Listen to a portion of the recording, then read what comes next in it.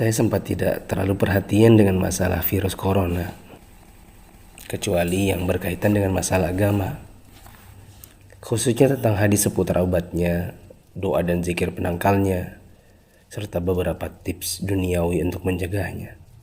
Mungkin karena saat itu corona belum hadir di Indonesia. Beritanya masih sekitaran Cina. Isinya tentang perjuangan pemerintah dan tenaga medis melawan corona di sana. Itu tergambar dari foto wajah tenaga medis yang memerah bekas masker dan kacamata. Saya hanya sebatas mengerti betapa beratnya tugas mereka. Saya sempat jengkel saat melihat video warga Iran yang menjilati pagar kuburan dan membaca tulisan tentang rakyat Italia yang dinilai sangat meremehkan. Tapi itu pun hanya sambil lalu karena positif pertama di Indonesia pun belum kedengaran. Tanggal 2 Maret 2020 yang ditakutkan pun terjadi. Pasien corona pertama di Indonesia diumumkan oleh Presiden Jokowi. Inilah takdir Allah yang harus sabar dihadapi. Pandemi corona telah memasuki negeri ini. Jumlah pasiennya bertambah hari demi hari. Gambar-gambar mirip dengan yang di Cina bermunculan di grup sana sini. Ada bekas alat pelindung diri tergurat di pipi. Tenaga medis bicara dengan kertasnya. Kami kerja untuk kalian, mohon kalian tetap di rumah untuk kami. Ada juga yang bunyinya, haus, ingin minum, tapi gak berani. Seorang dokter yang sudah sepuh dalam balutan baju perang seolah berkata, jikapun ajal datang, tidak mengapa. Karena raga yang sudah tua ini memang harus ikut berjuang, tidak hanya bisa berdiam diri. Ikatan Dokter Indonesia menyampaikan bela sungkawa karena 7 orang dokter di garda depan meninggal. 5 dari mereka wafat karena tertular virus ini. Seorang dokter muda hanya berdiri di luar pagar saat menemui keluarganya karena takut membawa virus dari luar. Meskipun foto ini aslinya dari Malaysia. Ternyata APD medis harganya sangat mahal. Dan sekali pakai saja. Saking krusialnya, para ulama dan ustadz-ustadz yang mumpuni ilmunya sampai mengeluarkan fatwa. Bolehnya tim medis sholat tanpa wudhu, tanpa tayamum. Lantaran pelindung dirinya tidak boleh sembarang dibuka. Tak hanya itu, ada juga fatwa sahnya sholat meskipun ada najis. Karena baju medis ini bukan baju biasa. Sekali dipakai untuk satu shift jaga, berjam-jam tanpa makan, minum, bahkan buang air dengannya menggunakan pampers orang dewasa. Bayangkan lagi jika dokter dan perawat wanitanya adalah ibu atau saudari kita yang sedang mengalami datang bulan. Dan lagi deras-derasnya. Atau dia istri kita yang harus berjuang di rumah sakit. Sementara punya bayi yang juga harus disusui tapi tak bisa. Ada punya wafat. Mayatnya tidak bisa dimandikan. Bahkan tidak ditayamumkan seperti biasa.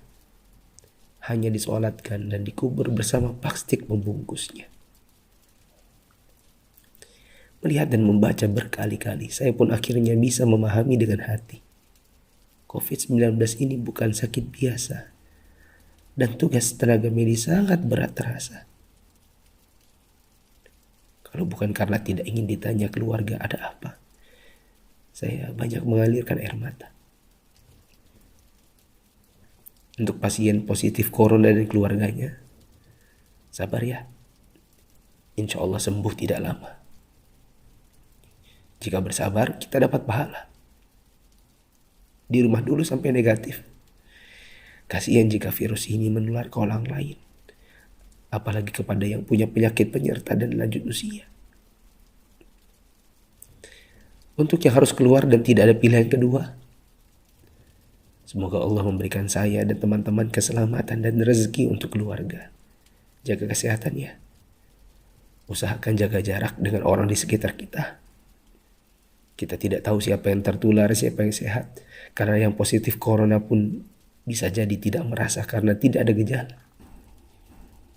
Untuk yang masih abai dari solidaritas bersama,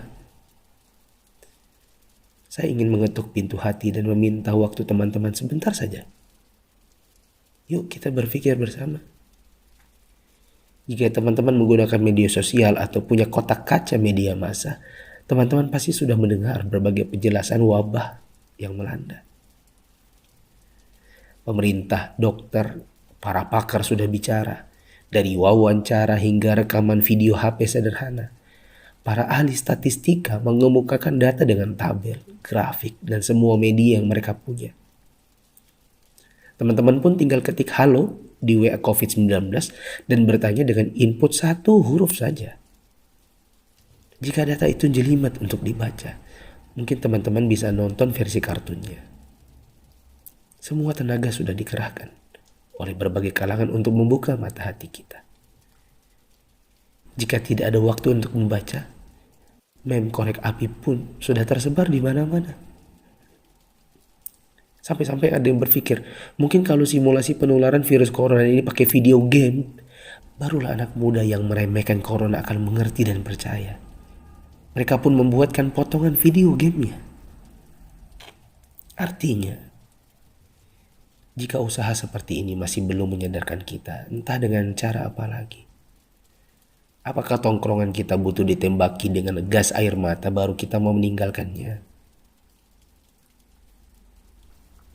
Pemerintah tidak minta uang dari kita. Mereka hanya ingin kita mengikuti arahan mereka.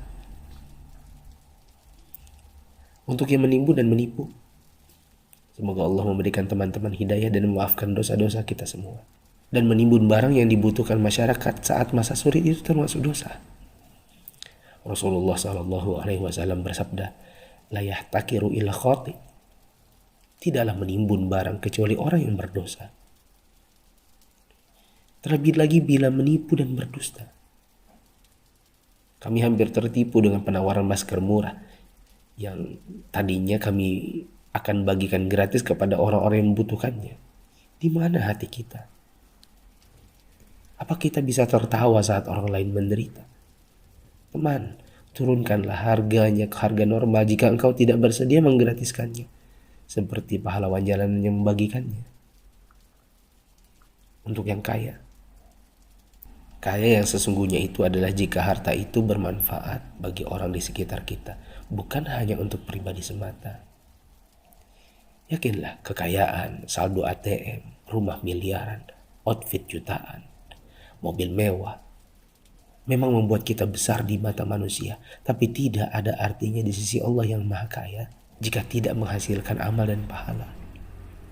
Saya mau sumbang jam tangan dan beberapa barang lainnya yang mungkin tidak seberapa jika dibandingkan dengan teman-teman menyumbangkan harta nantinya.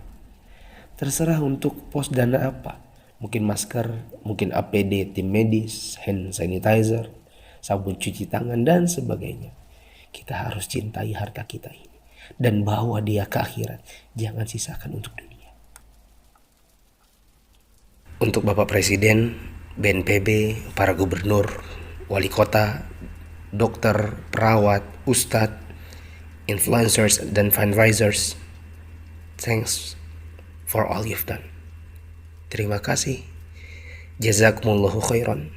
Semoga Allah balas teman-teman dengan tambahan iman, hidayah, dan pahala, hingga kita semua bisa dikumpulkan Sang Pencipta di dalam surganya. Jika menurut teman-teman ada orang di luar sana yang belum tergerak hatinya untuk punya empati kemanusiaan dalam wabah corona ini, coba kirim ke mereka. Siapa tahu setelah ini mereka bangkit mengerjakan amal kebajikan dan kita ikut dapat pahalanya.